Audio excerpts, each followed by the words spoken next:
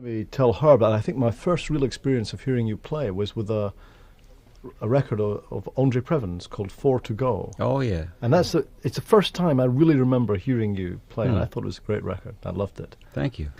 Well, Herb, I believe you were born and brought up in Texas.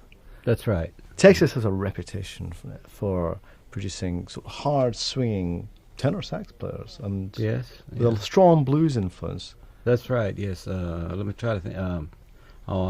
I can't think of his name right now. It comes from Texas. Tenor saxophonist. Still plays. There was Buddy Tate. That's I right. think That's of. who I was Yeah. thinking of. Yes, yes. As a matter of fact, he was born near where I was born. And while I'm thinking about it, Charlie Christian was born even closer. Oh, really? Yes. No, I always thought that Charlie Christian came from Muskogee. Muskogee. Oklahoma. Yeah. He moved there, but he was born in. I was born, if you don't mind me telling you all I'm this. fascinated. I want to know all this. I was born 4 miles south of Farmersville, and Farmersville is 30 miles north of Dallas. Farmersville was a little town of 2,000 people at that time, and I was born in the country 4 miles south, and in Prairie Grove. They named it for it had a church and a school. See, that's what made it a little whatever it was. And Charlie was born in Bonham, which was not too far from where I was born.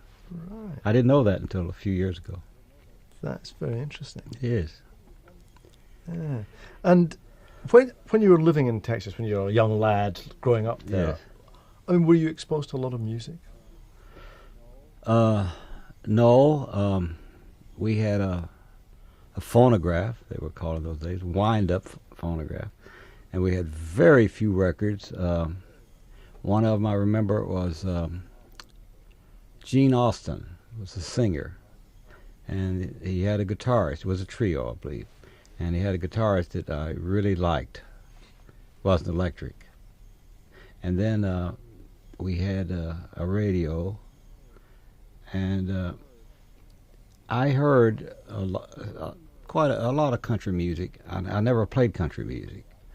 I didn't particularly like it. I didn't dislike it, but there were some good guitar players in some of those country bands, really good. And then I heard George Barnes about that same time. This is before I went to college, and I was very impressed with him. Then I went to college, and I stayed in the house with I think 4 other guys. And among them was Jimmy Giuffre and Gene Rowland. You've heard of both of them? Oh, yes. And Gene Rowland had a very large record collection. So that's where I first heard Charlie Christian and Count Basie with Lester Young and a lot of other people. And this was, what, about 1941? Thereabouts? Mm-hmm. That's right. And this was North Texas State College. At that time, it was North Texas State Teachers College. Now it's North Texas University. Right. So you were actually on a music course there, studying music? Mm-hmm. Right. And what kind of music were you studying? Was it classical? We studied classical, and there was no guitar teacher, so I had to take. I took up bass, and I played in a symphony. And I played on the first chair, but not because I was good. Just it was because I couldn't play the bass very well, just having taken it up, and I didn't read well. I never learned to read very well, just good enough to get by and doing studio work. But I played on the first chair because the fellow who played the first chair was sensational. So if I made a mistake or didn't play, I usually wouldn't make mistakes. I just wouldn't play for a little while, fake it, you know. So that's how I did that. Yeah, it's always good that silence is a safe. Oh yes, very safe, right? But I was really interested in that because North Texas State University has had a reputation for producing very fine big bands, Yes. and also a lot of good musicians have come out of there. In fact, it's been really one of the most important colleges for jazz Yes. music over the last Yes. 25 years, perhaps. Yes, I think you're right. Oh, sure, yeah. So it was interesting to me that you were there in 41, and I was just curious to know whether there was any suggestion of being able to study jazz music while you There were was there. no suggestion to study jazz music, but all the fellows in the stayed in this house played jazz, and I got a better musical education there, listening to records and playing with them. And we had a piano in the house and a set of drums and a bass, so we played all the time, a lot, you know. And that was really great for me because actually, until I went there, I didn't play jazz. I just played 8 million notes, but not good ones, just a lot of notes, you know.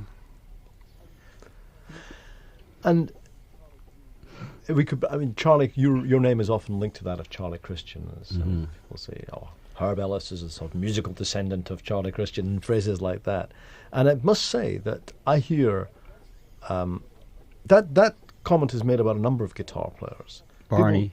Barney. Yes. And certainly, yeah, in some of Barney's playing, you can hear the echoes of Charlie Christian. Oh, sure. And but they say it of Tal Farlow as well, and I don't think of I Tal don't- as being I don't anything hear to do that. with Charlie Christian. It's more No. Bud Powell and other That's kind of right. influences.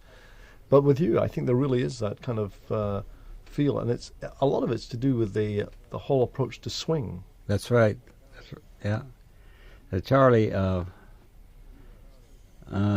he had, his time was just immaculate, and the spacing of the notes, you know, just that, and he didn't play a lot of notes. Well, they didn't play fast tempos in those days, and I was wondering if he could play them because he picked everything one way, so I'm told, all down, but I don't think he could have picked everything down.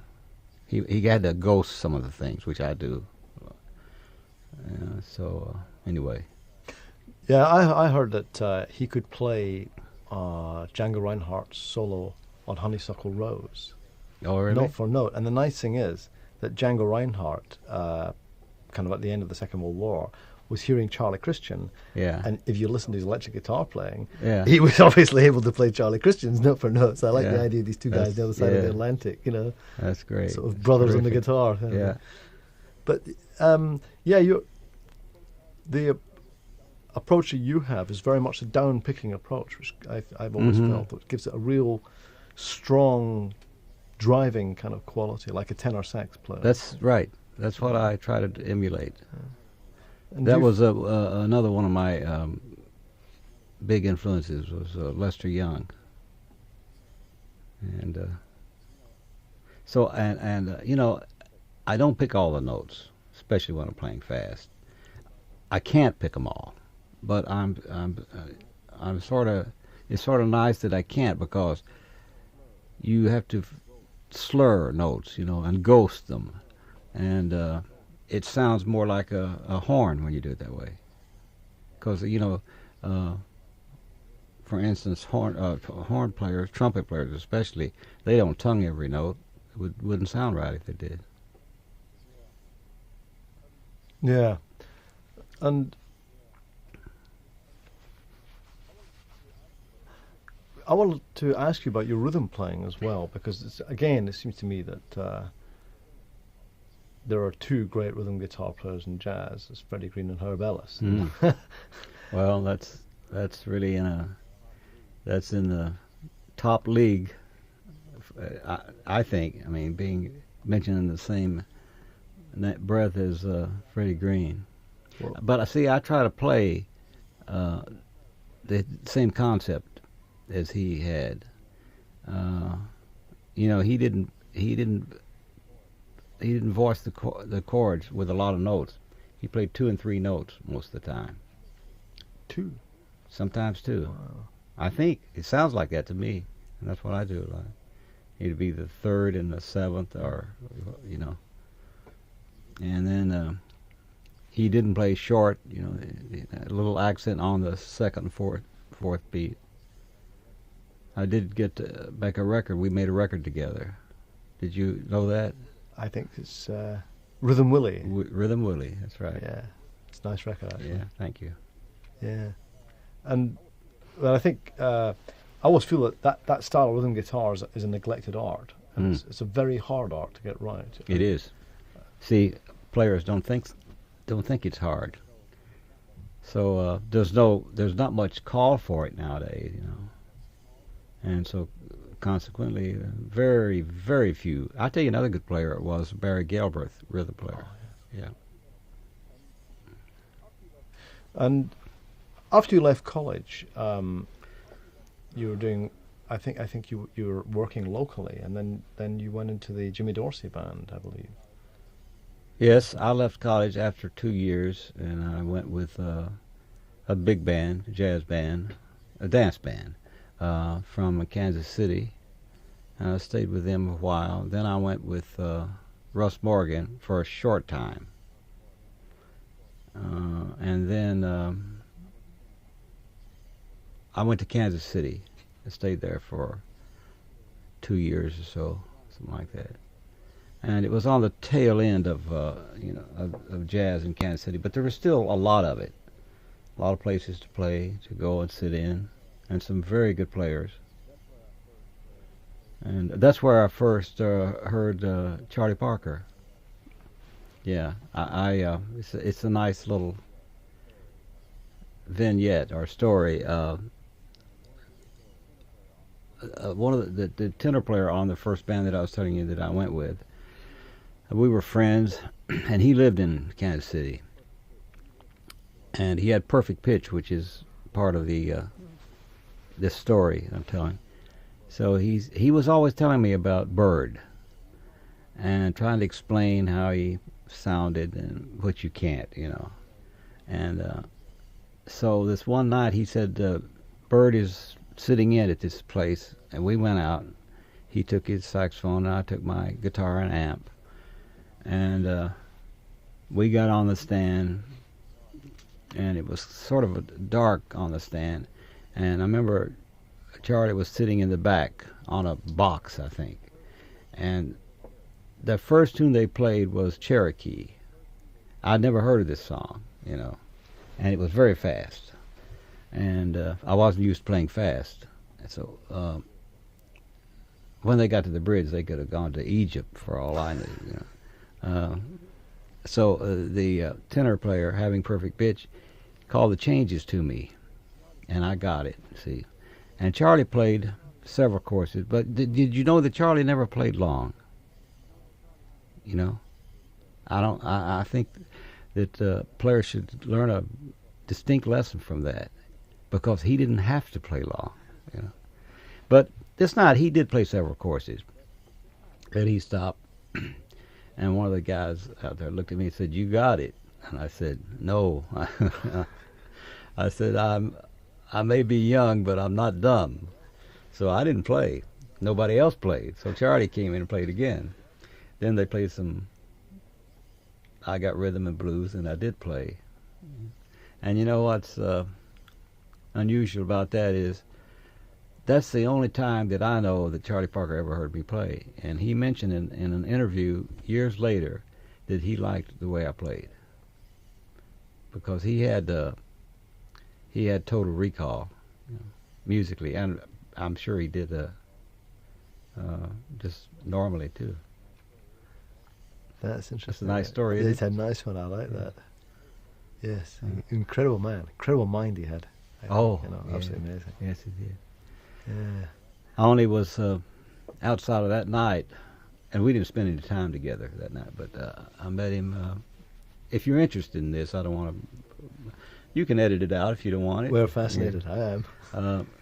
I was in New York, and the man that I stayed with, his parents, and he was a tenor saxophonist, and he was a very good friend of Charlie Parker's. So I was playing in New York, and by this time he had become a airline pilot. So we met, and he said, would you like to hang out with Charlie tonight. You know, I said, I'm going to meet him at the corner of whatever. I said, oh, I certainly would. He said, well, he had a car. He said, I want to pick him up at, I don't know, whatever time, 10 or something, you know, on the corner there. And I said, well, you know Charlie. I said, you know, you think you'd show up? You know, he said, oh, he'll show up. You can count on it. You know. And sure enough, we were there right on time, and there was Charlie. So I sat in the back, and the two of them sat in front, of course, and they didn't talk about music, hardly at all. They talked about current affairs. He was very sharp, very bright. I remember one thing, my friend said, who is the saxophonist playing in town that's good? He said, the guy down at so-and-so is very good. He said, Charlie Ventura. That's all they talked about music. Yeah. Charlie Ventura, yes. Not what you expect, really, is it? No, I didn't expect no. Herb, you really came to the wider attention of the jazz public through the Oscar Peterson trio, which was a real powerhouse trio. Like the Nat King Cole trio, it had no drums. It was just guitar, bass, and virtuoso piano as well. And made some incredible records with that. I mean, tell me about that. Was that a real challenge for you, or was it something you felt you were kind of ready for and able to work with? Well, I think I felt ready for it, but it was a serious challenge, because I'd heard I heard them with Barney after I was hired. I was in New York, and so I went to hear them, and they had some difficult arrangements, but nothing like after I joined, you know, because Barney was only with them a year. So the arrangements were extremely difficult, musical, but hard. However, I will say that Oscar was quite fair. He made it hard on himself too, you know, just not Ray and I. But you see, both those guys, Oscar has total recall. Never forgets anything, musically or otherwise.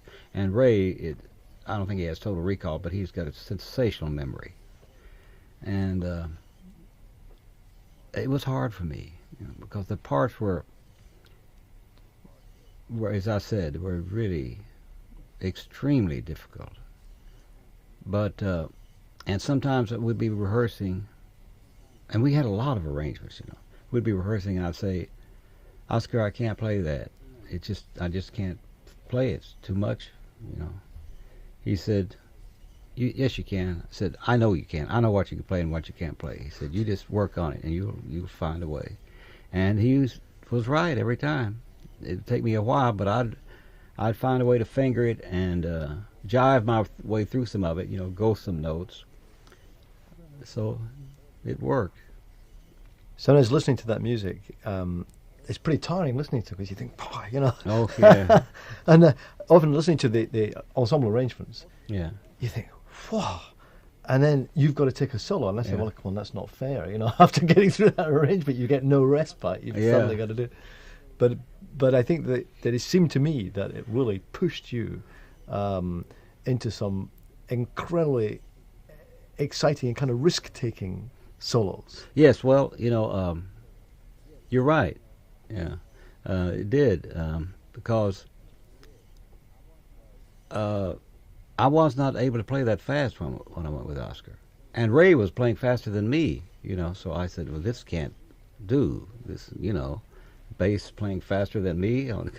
So I found a way to play fast, you know. It sometimes, at first, it wasn't terribly musical, but I learned to play fast. And thank God, I have good reflexes, and I learned what notes not to pick, you know, and my what do you call it, fingering and picking is very synchronized. That's really important. So I found a way to do it, and it pushed me, as you say, you know. into. It was hard though, you know, but now I'm very grateful for it. Yeah.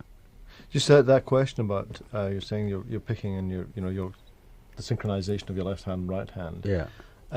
Always strikes me that you've got really kind of in a way quite a formal technique on the guitar. You know. Yeah. I don't know how that happened. I was going to ask you know, I just I actually never saw anybody play the guitar. Not really, you know, just some hillbilly guys or something, you know. So I just heard records, but it just came. I just lucked into a natural way of doing it for me, and certain things that that you would teach. I just happened to do it, like picking. You know, I have a minimum of motion, which is good, and I'm relaxed. Yeah. But you still got to pick you know, intense enough to make the notes pop out. I have to give the credit to the Lord, I tell you, really. Yeah. Yeah. I always assumed it was kind of, you know, What? the environment of Texas, all that music around. I must admit, I'd always assumed that you'd studied guitar at college, so it's quite interesting to me that Never had a lesson. they put a double bass in your hands. And Mm-hmm. Right. Then after you left Oscar, you were working with Ella Fitzgerald. Well, in fact, Yes. you didn't really leave Oscar in that sense, quite, did you? Because I did leave. Oh, Yeah. it was actually a complete break at that Yeah, point. and then I Yes. went to Los Angeles. I got married. I'd gotten married, and I don't know. Boy, this is really called kidding yourself, deluding yourself, because I knew I couldn't read. I mean, not well at all. So I went out there and I'm going to do studio work. Well, you know, because of I had a name, I started getting studio calls, right? But heavy ones, you know, with movie scores and things, you know, and I just couldn't take them. I'd tell them I was busy, which made you more in demand. See, but the ones that I knew I could handle, I would take. But then I left. That's when I left and went with Ella for 2 years, I think it was. And I practiced reading some during that time, but I never got very good. And I did it for 17 years, so, you know, yeah. And, you know, I never got sent home, and I could read enough. Maybe I read a little better than I thought I did, but I could retain it. If I just had enough time to look it over, you know, I could get it, you know.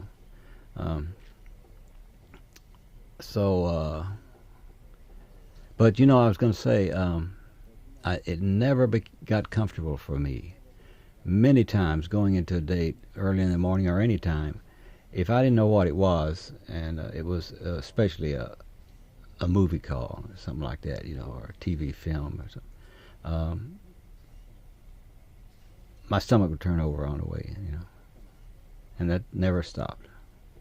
Well, yes, it did, because then I did, at the end, I did, or sort of all the way through, but at the end, I did a lot of television, 5-night-a-week shows. So, as a member of a quartet, or no, sometimes a big band, sometimes a smaller band. The Steve Allen show was 8. Yeah, 8. And then I did the Della Reese show, that was a big band. Joey Bishop show, that was a big band. And I also did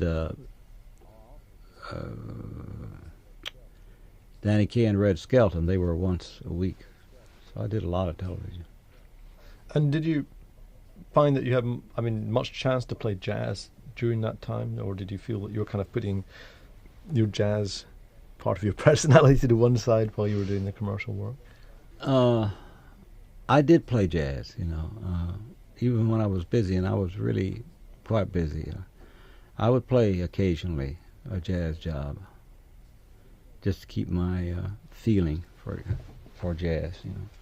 And that really helped, because then when I decided to quit and go back out on the road, I had kept in touch enough that I could still play.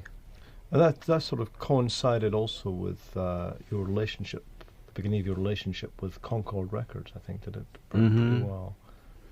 Yes, it did that, yeah, sure. I went with them in 71 or something like that, maybe 72, 73, I'm not sure exactly when it was.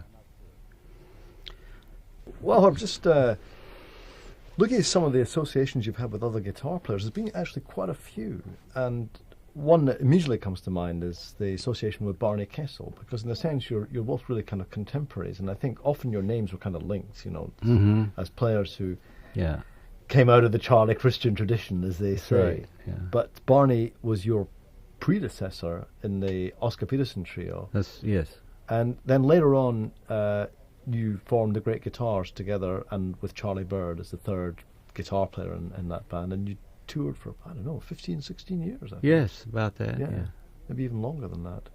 Yeah, it could be. And had your paths crossed much in the period before the Great Guitars? Not much. You know, we'd see each other occasionally, but not much, no. So what led to the Great Guitars forming then? We were booked, the three of us, to go to Australia, and that the producer of the show, we toured, and he called us the Great Guitars, because I don't know why. I guess each of us in our own way, and so we were going to play separately. You know, I don't know if he wanted us to play together or not, but we decided that would be a good idea.